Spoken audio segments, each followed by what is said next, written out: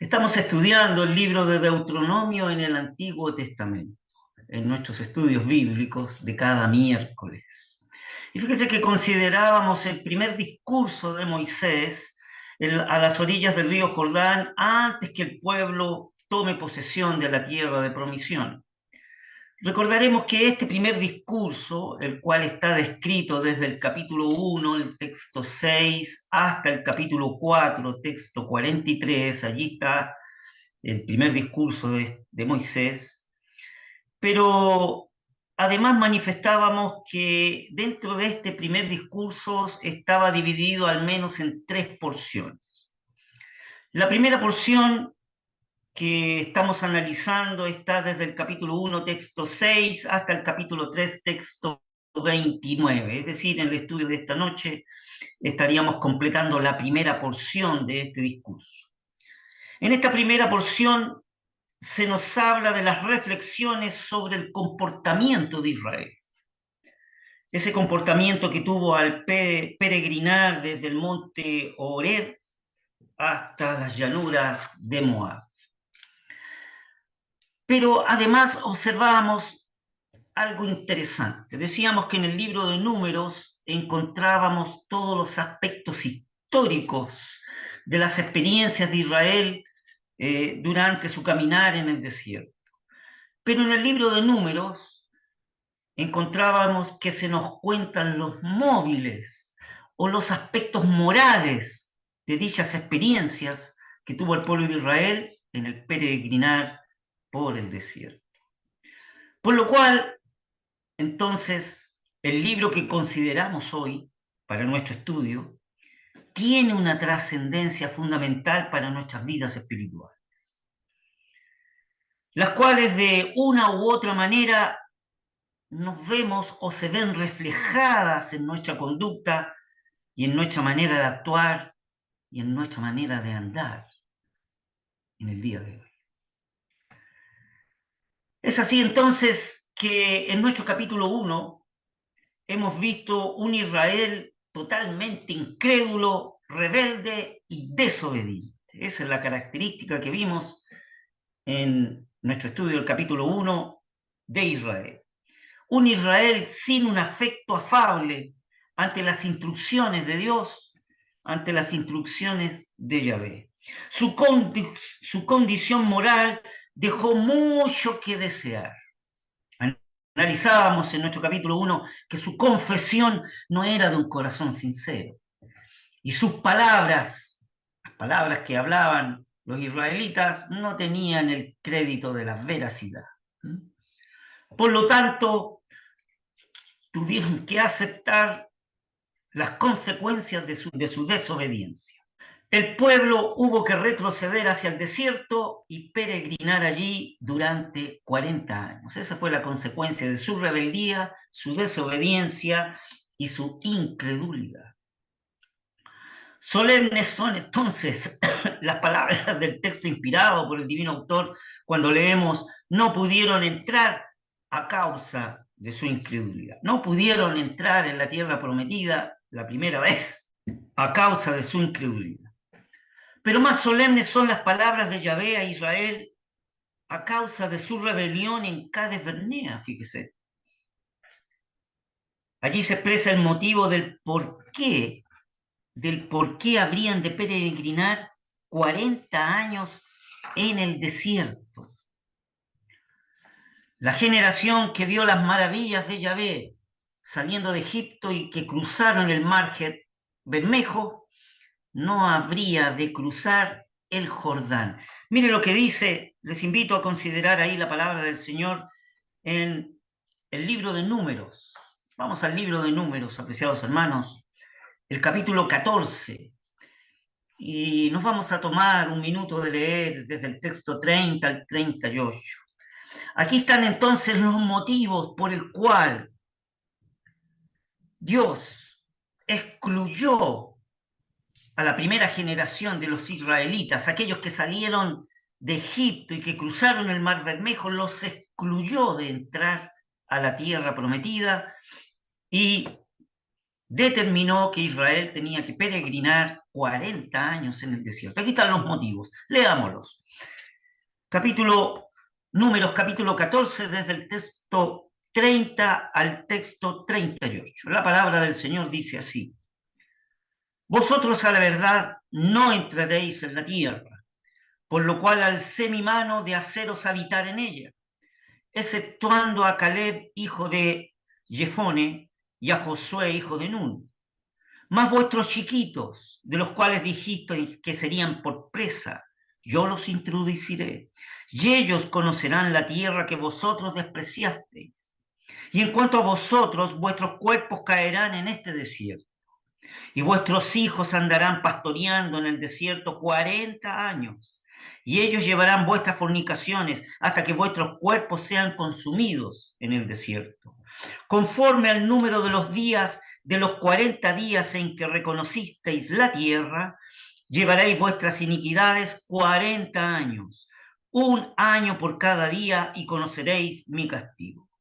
Yo Jehová he hablado, así haré a toda esta multitud perversa que se ha juntado contra mí, en este desierto serán consumidos y ahí morirán. Y los varones que Moisés envió a reconocer la tierra y vueltos habían hecho murmurar contra él a toda la congregación, despreciando aquel país. Aquellos varones que habían hablado mal de la tierra murieron de plaga delante de Yahvé. Mas Josué, hijo de Nun, y Caleb, hijo de Jefone, quedaron con vida de entre aquellos hombres que habían ido a reconocer la tierra. Que el Señor bendiga su palabra. Aquí está entonces el porqué de los 40 años. El pueblo de Israel, en forma desobediente, incrédula y de rebelión, había pedido, ¿no es cierto?, espías. Y bueno, hubieron 40 días que estos espías estuvieron, ¿no es cierto?, estos dos espías estuvieron recorriendo la tierra. Y solo Caleb y Josué fueron los que dieron las buenas nuevas con gozo, con alegría y con fe.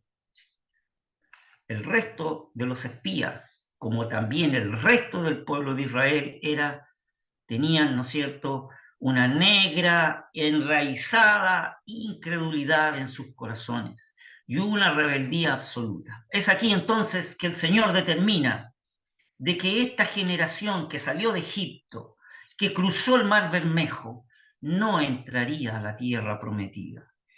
¿Ah? Él dice, ¿no es cierto?, que fueron, y dice, yo, digamos, a la tierra que vosotros despreciasteis, le habla a la generación. Y habla, ¿no es cierto?, de que tomará a los hijos de esta generación, ¿ah?, a los chiquitos, los cuales la generación incrédula había dicho que serían por presa, ¿ah?, a esos chiquitos. Los hijos de la generación incrédula serán los que entrarán a la tierra prometida. ¿Ah? ¿Ah? A ellos yo los introduciré y ellos conocerán la tierra que vosotros despreciasteis. Ahora les manda que sus hijos pastorearán 40 años en el desierto y llevarán las culpas de sus padres. Conforme al número de días, 40 días que reconociste en la tierra, llevaréis vuestras iniquidades 40 años. 40 años. Y así conoceréis mi castigo. Y los 10 espías que hablaron mal de la tierra y incidieron en que la congregación fuera más incrédula aún para entrar a la tierra prometida que Dios daba, ellos murieron por plaga delante de Yahvé. Solo Josué y Caleb, de esos dos espías y de toda esa generación que salió de Egipto y cruzó el mar Bermejo, quedaron con vida. Así termina nuestro primer capítulo 1 del libro de Deuteronomio. Sin embargo, ante este cuadro tan desolador, ¿verdad?, vemos que en el capítulo 2 de nuestro libro, por el contrario, parece que ante esta remesión, digamos, ante este castigo por parte de Yahvé delante del pueblo, el pueblo como que eh, se humilló y comenzó una obediencia. Este capítulo 2 que hemos estudiado, por el contrario, muestra cómo la obediencia a Yahvé por parte de Israel es conducido a la victoria. Y aquí encontrábamos en este capítulo 2 que existían dos tipos de instrucciones por parte de Dios. Primero se les ordena atravesar pacíficamente los territorios de Edom, Moab y Amón. Y en segundo lugar, se les manda a conquistar militarmente los territorios de Galaad. En la conquista del reino de Sejón, es decir, el territorio que está al norte de Moab, lo que se llama en el día de hoy la Transjordania. Manifestábamos entonces con asombro que el libro de Deuteronomio no menciona ni la nube ni los sonidos de trompeta para los movimientos del pueblo de Israel, sino que solo está simplemente la palabra de Dios. Y por otro lado está la obediencia por parte de Israel. Dos aspectos fundamentales y de gran importancia para los cristianos que pertenecen a la iglesia del Señor del día de hoy. En el día de hoy tenemos la palabra de Dios y por otro lado tenemos la obediencia del pueblo de Dios ante su palabra.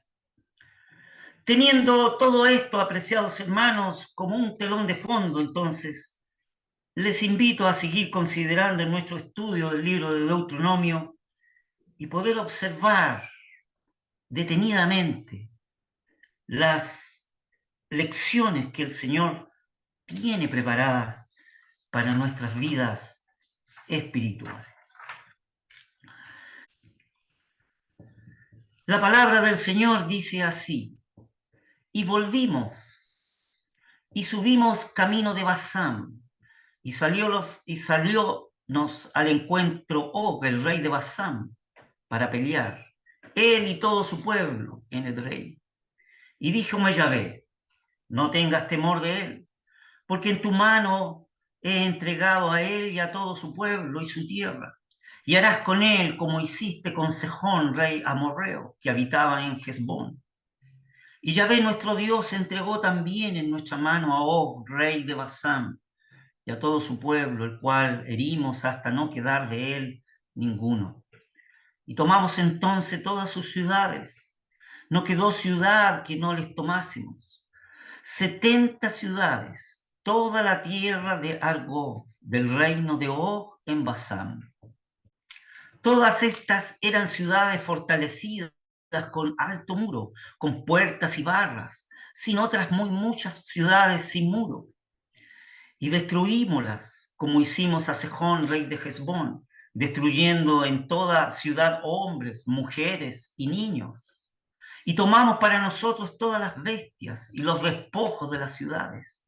También tomamos en aquel tiempo de manos de dos reyes amorreos que estaban de esta parte del Jordán la tierra desde el arroyo de Arnón hasta el monte de Hermón. Los sidonios llaman a Hermón Sirión y los amorreos Senir.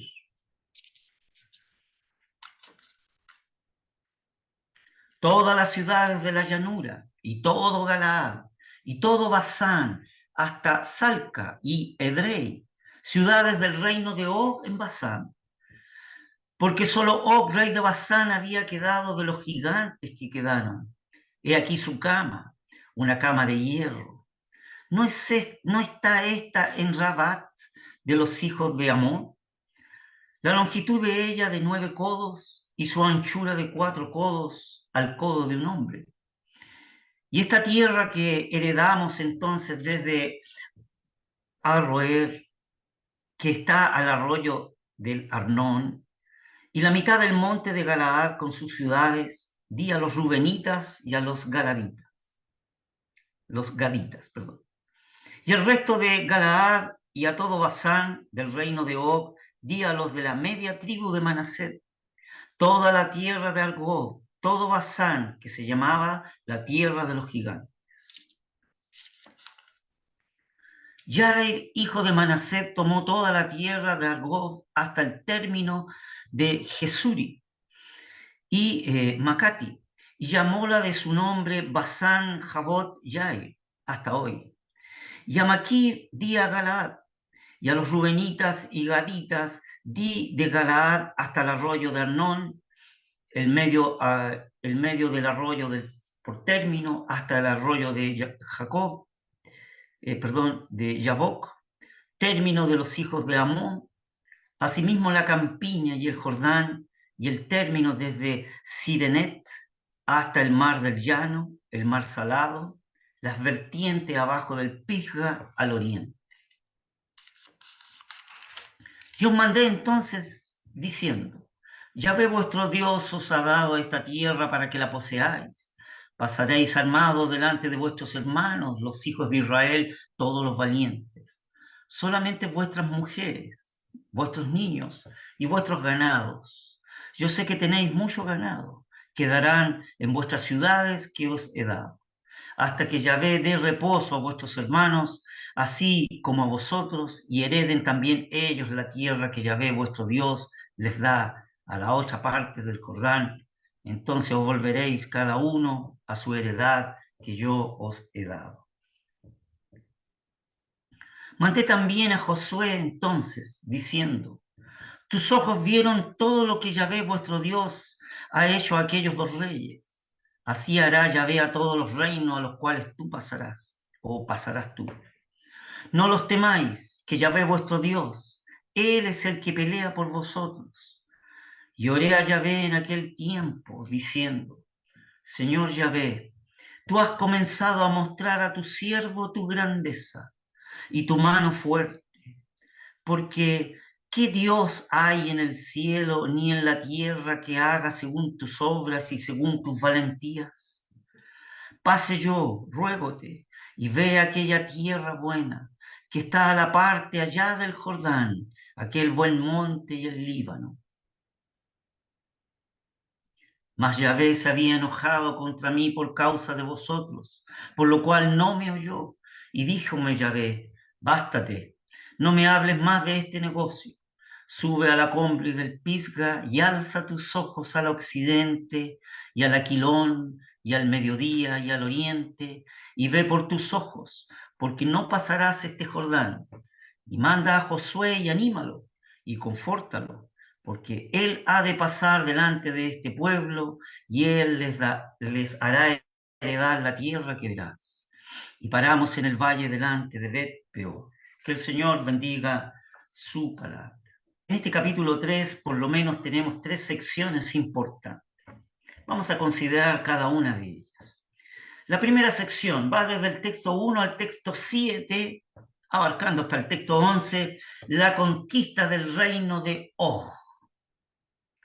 Fíjese que las divinas instrucciones en cuanto a Og, rey de Basán, fueron muy parecidas a las instrucciones dadas en el presente capítulo respecto a Sejón, rey de los amorreos.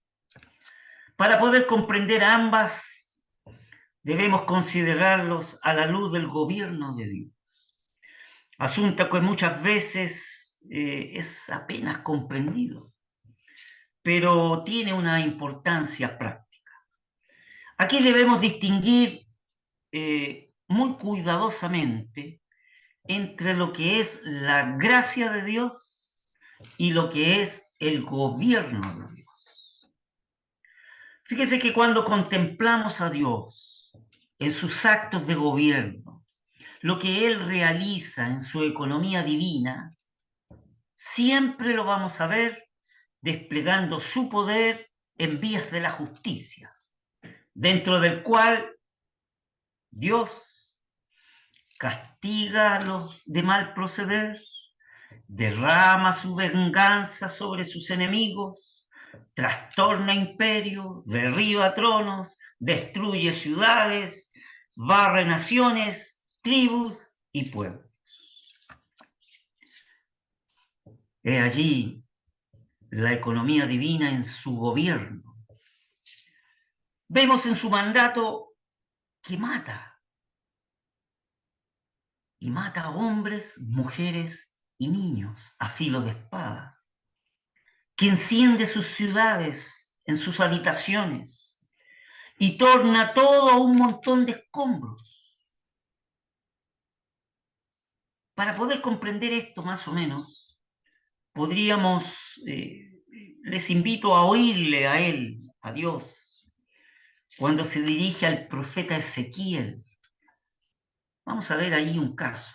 Les invito al libro de Ezequiel, apreciados hermanos, en su capítulo 30, Ezequiel en su capítulo 30. Y vamos a leer desde el texto 18 hasta el texto 20. ¿Qué dice allí la palabra del Señor? Ezequiel capítulo 29, desde el texto 18 al texto 20. Hijo de hombre, Nabucodonosor, rey de Babilonia. Ezequiel habla acerca de lo que hizo Nabucodonosor, el rey de Babilonia. Hijo de hombre, Nabucodonosor, rey de Babilonia, hizo a su ejército prestar grande servicio contra Tiro. Toda cabeza se encalveció y pelóse todo hombre. Y ni para él ni para su ejército hubo paga de Tiro por el servicio que prestó contra ella. Por tanto, así ha dicho el Señor Yahvé. He aquí que yo doy a Nabucodonosor, rey de Babilonia, la tierra de Egipto. Y él tomará su multitud y cogerá sus despojos y arrebatará su presa y habrá paga para su ejército. Por su trabajo con que sirvió contra ella, le he dado la tierra de Egipto, porque trabajaron por mí, dice el Señor Yahvé. Porque trabajaron por mí, dice el Señor Yahvé.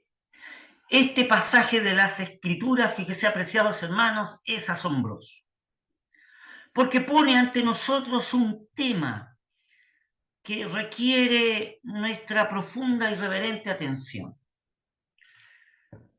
Fíjese que dentro de las circunstancias históricas, después de la destrucción de Jerusalén por parte de Nabucodonosor, donde hubo 3 incursiones por parte de Nabucodonosor a Jerusalén. En la primera incursión se llevó a Daniel y a sus amigos, según recordamos. Bueno, después de esa destrucción de Jerusalén, empleó Nabucodonosor unas 2 o 3 campañas en la conquista de los amonitas y de los moabitas. O sea, aparte de haber arrasado Jerusalén y llevarse cautivos, entre ellos a Daniel y a sus amigos, entró en guerra para conquistar a los amonitas y los moabitas. Luego pasó 3 años y estuvo asediando a Tiro, en toda la comarca, ¿no es cierto?, del Mediterráneo. Pero mientras asediaba a Tiro, Nabucodonosor, el rey de Babilonia, los egipcios estaban en guerra contra los de Cirene. Y debido a esa guerra que tuvieron los egipcios con los de Cirene, los egipcios se debilitaron y se empobrecieron enormemente en sus despojos, ¿no es cierto?, de guerra y de recursos. El éxito entonces que Nabucodonosor otorga contra los egipcios ahora, cuando Nabucodonosor ahora se vuelve de Tiro, tomó Tiro, pero en Tiro no se dice en la historia que los de Tiro tomaron todos sus enseres en barcos y botaron todas sus armas al mar y se fueron con todos los botines, ¿no es cierto?, arrancando precisamente de los babilonios. Entonces, la campaña de Tiro para Nabucodonosor, tal como leíamos en Ezequiel, fue sin fruto, sin ningún fruto. Pero ahora Nabucodonosor se da la media vuelta y se va contra Egipto. Pero Dios otorga a Nabucodonosor el éxito contra Egipto. Y para los babilonios, Egipto ya estaba debilitado debido a la guerra que había tenido con los amonitas y los moabitas. Estaban totalmente sin recursos, totalmente debilitados. Entonces, Nabucodonosor entra en guerra con Egipto y tiene un éxito rotundo, brutal. Ese éxito Dios expresa en su palabra ahí en Ezequiel, que era una recompensa por el arduo servicio que Nabucodonosor o los babilonios habían hecho al prestar su causa a favor de Dios. ¿Y cuál era la causa a favor de Dios? El destruir a Tiro. Si ustedes recordarán, en el libro de Ezequiel hay profecías contra Tiro, donde Tiro, ¿no es cierto?, en figura representa a Satán por un lado, pero también en algunos aspectos representa allí al inicuo que ha de aparecer en los finales de los tiempos. Dios entonces da una recompensa a Nabucodonosor por el éxito que había tenido en Tiro. Y hace que Dios reconoce que trabajaron para él, ¿no es cierto? Y bueno, decíamos que Tiro para los babilonios fue una empresa muy cara, sin despojo y sin botines. Dios entonces en su economía, en su gobierno soberano perfecto, expresa que Nabucodonosor tendrá los despojos de Egipto por recompensa por el servicio que prestó contra Tiro. Vemos entonces en el Antiguo Testamento el Espíritu inspirador dándonos los más minuciosos detalles de los actos del gobierno de Dios en su economía. ¿Qué más nos cuenta la palabra del Señor del gobierno de Dios en su economía? Hubo un diluvio en los días de Noé, contra la tierra y contra todos sus habitantes. Fue destruida por el acto del gobierno divino, pero solo 8 personas fueron excluidas. Pero esas 8 personas fueron excluidas por la gracia de Dios. Y en los días de Lot, las ciudades de la llanura, con todos sus habitantes, hombres, mujeres y niños, en unas cuantas horas fueron entregadas a la más completa destrucción, trastornados por la mano de Dios Todopoderoso y sepultados bajo las profundas y negras aguas del Mar Muerto. Las ciudades culpables de Sodoma y Gomorra y las comarcas que estaban alrededor de estas ciudades, las cuales de igual manera habían seguido la carne extraña, dice la Escritura, fueron puestas, por ejemplo, sufriendo el juicio del fuego. De igual manera, entonces, vemos a las naciones de Canaán, hombres, mujeres y niños entregados en manos de Israel para un juicio no mitigado. No debía permanecer con vida nada que respirara. Vemos entonces que la soberanía de Dios en su economía y en sus actos de gobierno. Y es discernida de manera absoluta en que todas las cosas de su gobierno han recibido la justa medida de los actos.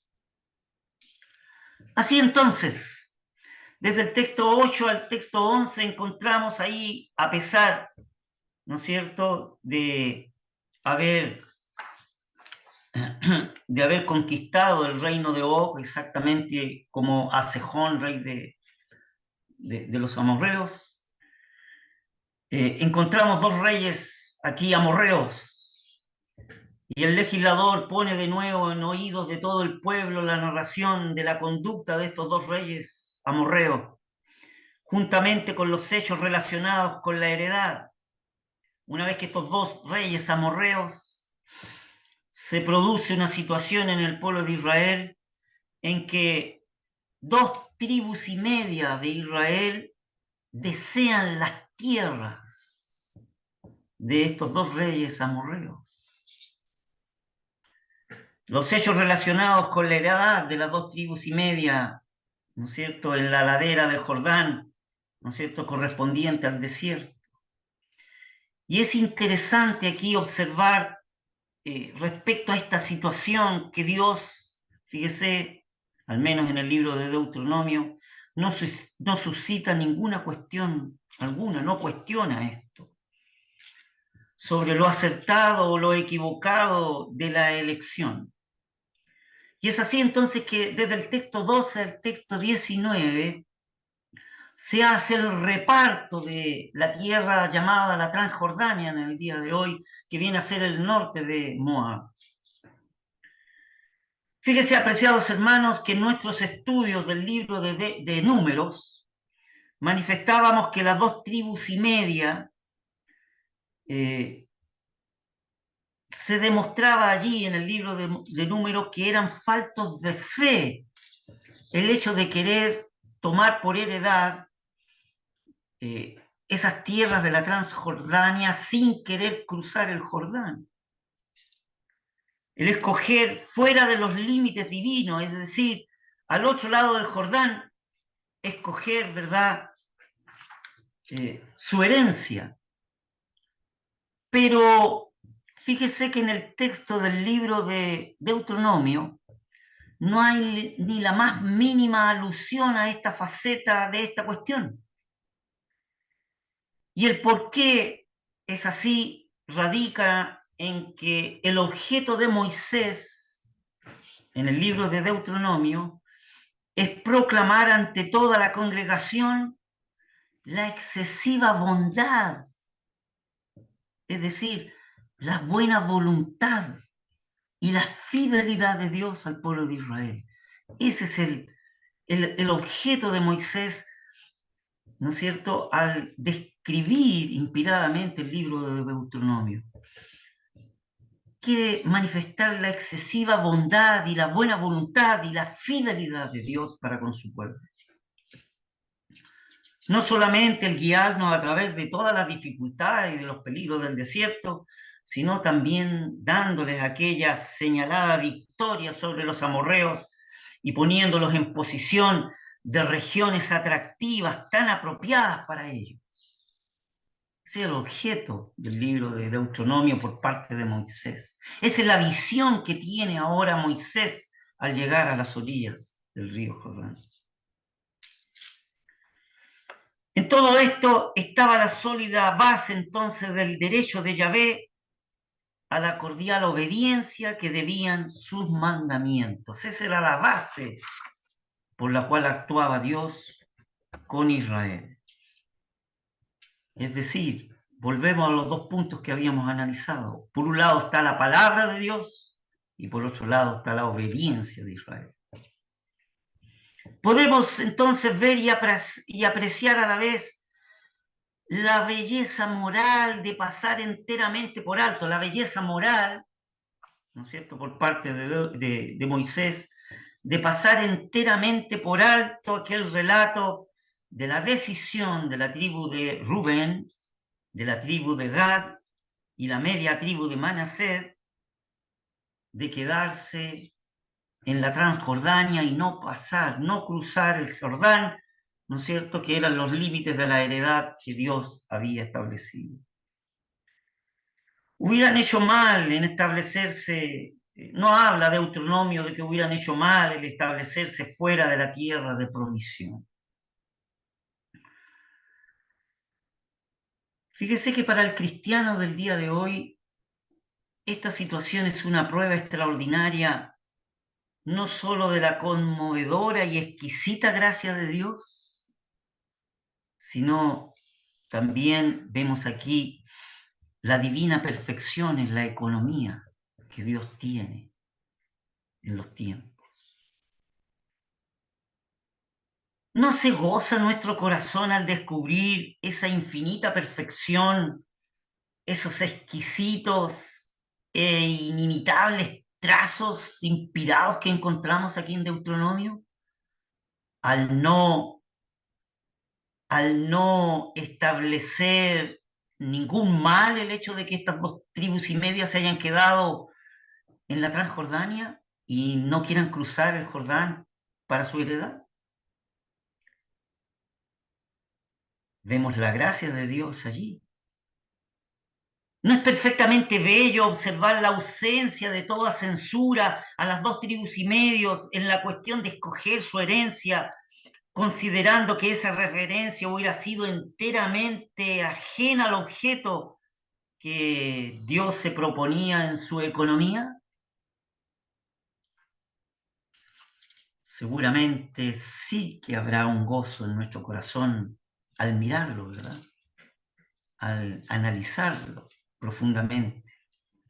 Y es más, estamos persuadidos de que cuanto más las glorias morales que aparecen en el libro de Deuteronomio cada vez se vislumbran aún más delante de nuestras almas, sus vidas e insondables profundidades, o sea, sus vivas e insondables profundidades para que sean descubiertas por nuestros corazones. Esa es la maravillosa gracia, apreciados hermanos, que emanan de su solemne soberanía y gobierno y economía divina. Dentro de su soberanía y dentro de su gobierno y economía divina vemos estos trazos de la gracia divina. Ninguna objeción tuvieron las 2 tribus y media por parte de Dios ni de Moisés el hecho de que se hayan quedado en la Transjordania por heredad y por decisión de ellos delante de Dios y del pueblo. Pero sin embargo, en el libro de Números son considerados como faltos de fe. Faltos de fe. Dentro de los textos 20 y 22 que hemos considerado en nuestra lectura del capítulo 3, vemos que son las últimas disposiciones de Moisés al pueblo y a Josué. Aquí Moisés repite a oídos del pueblo su encargo a Josué. Los recuerdos de los hechos de Dios con nosotros en lo pasado deberían aumentar nuestra confianza en el porvenir. Aquel que dio a su pueblo tal victoria sobre los amorreos, que había destruido a un enemigo tan formidable como era Og de Basán. Fíjese que era Og, el rey de Basán, era un enemigo formidable, era un gigante. Fíjese que Moisés se da el tiempo para poder describir la cama de este rey de Og. Decía que era de tan enormes dimensiones que mereció ser citada por Moisés. Dice que su longitud era de 9 codos. Bueno, tomando el codo de 45 centímetros, encontramos que la cama era de una longitud de 4,5 metros. Y la anchura era de 4 codos, es decir, de 1,80 m más o menos. Og era un tremendo enemigo, un formidable enemigo para Israel. Pero, ¿qué era Og en presencia del poderoso Creador? Nada, ¿verdad? Absolutamente nada. El punto principal entonces es tener a Dios mismo siempre ante nuestros ojos. Esa es la lección. Entonces las dificultades se desvanecen. Josué con el pueblo de Israel tuvo a Dios siempre en sus ojos Y ese gigante, ese enemigo formidable, formidable fue liquidado. La lección principal para nosotros es tener a Dios siempre en nuestros ojos. Entonces, apreciados hermanos, las dificultades en nuestras vidas se desvanecen. Si Él sirve de cubierta a nuestros ojos, no podremos ver otra cosa que a Dios mismo. Si Dios sirve de cubierta para nuestra mirada, no podremos ver que otra cosa a Él mismo en nuestras vidas. Y este, apreciados hermanos, es el verdadero secreto de la paz y del progreso real que podemos tener en el poder del Señor. El progreso real de nuestras vidas espirituales estará en ese secreto que llena nuestro corazón de paz y de confianza, de seguridad y de fortaleza. Moisés le dice al pueblo de Israel: tus ojos vieron todo lo que Yahvé, vuestro Dios, ha hecho. ¿Cuál era el secreto? Que nuestros ojos siempre tengan a Dios en su mirada. Tengan a Dios en su mirada.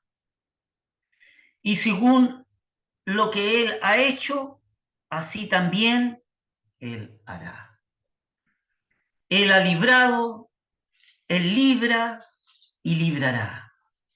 El pasado, el presente y el porvenir van señalados por la divina mano de Dios en esa maravillosa liberación. Apreciado hermana, apreciado hermano, ¿tiene usted alguna dificultad? ¿Estás agobiado por alguna situación? ¿Tiembla tu corazón al solo pensamiento de esa situación? No temas, apreciado hermano, apreciada hermana. Cree solamente. Él no desamparará nunca a los que en Él confían. Nunca.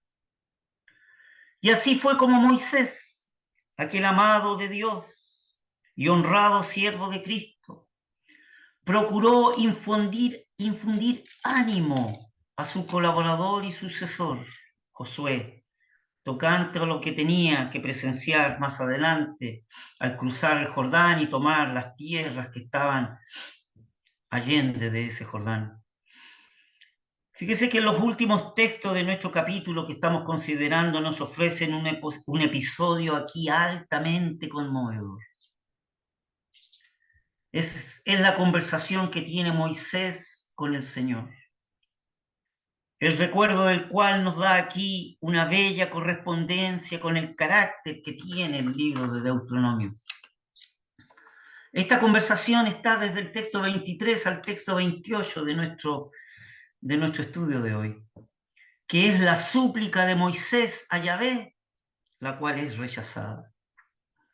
Es muy conmovedor, como decía, ver a este eminente siervo de Dios instando una súplica que no pudo ser concedida. Él anhelaba ver aquella buena tierra del más allá del Jordán. La verdad es que la porción escogida por las 2,5 tribus no podía satisfacer ese anhelo de su corazón, el de Moisés. Él deseaba asentar los pies en la propia heredad de Israel, del Israel de Dios, pero no era posible. Había hablado inconsiderablemente con sus labios en las aguas de Meriba. Había errado. No estaba en la tranquilidad de una fe verdadera en Meriba. Estaba alterado a causa de las situaciones que el pueblo de Israel producía. Y por el solemne e irrevocable decreto de la economía divina, le fue prohibido atravesar el Jordán. Todo esto Fíjese que el amado y manso siervo de Cristo lo repite a oídos del pueblo. Fíjese que él no oculta el hecho de que el Señor ha rehusado acceder a su súplica. No lo oculta. Y es verdad que les recuerda que esto fue por causa de ellos. La alteración que tuvo Moisés en Meriba fue por causa del pueblo de Israel. Y esto era moralmente necesario de que ellos lo supieran y lo oyeran. Además, de una manera franca y sincera les expresa que Yahvé se había enojado con él y que había rehusado oírle con respecto a ese negocio. Y había rehusado concederle que cruzara el Jordán, mandándole a renunciar a su cargo y designarle un sucesor. Pero es altamente edificante oír todo esto, apreciados hermanos, de los labios mismos de Moisés.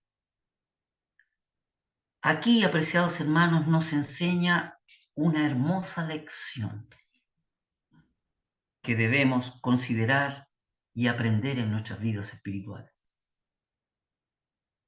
Fíjese que algunos de nosotros encontramos muy duro el confesar lo que hemos dicho, lo que nos hemos equivocado.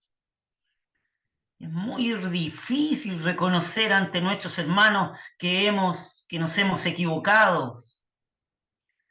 Nosotros estamos más dispuestos a velar por nuestra reputación y somos muy quisquillosos ante esas situaciones. No fue así en el caso de Moisés. El honrado siervo de Dios, que no obstante su elevada posición como escogido, fiel y amado siervo de Yahvé, el cual era el guía de la congregación de Israel, Moisés, aquel que hizo temblar a Egipto con su vara, fíjese que no se avergonzó al presentarse ante la asamblea entera israelita y confesar su equivocación. ¿Acaso le quita algo a Moisés de nuestra estimación el hecho de que él confiese su mal, su equivocación? No, por cierto. Muy por el contrario, esto lo enaltece inmensamente, enormemente. Es moralmente bello oír la confesión de Moisés, ver cuán humilde indica e inclina la cabeza ante los designios gubernativos de Dios. Se nota nobleza de su conducta, incluso hacia su sucesor. Fíjese que en el texto inspirado no se observa ningún rasgo de celos o de envidia, ninguna demostración de orgullo.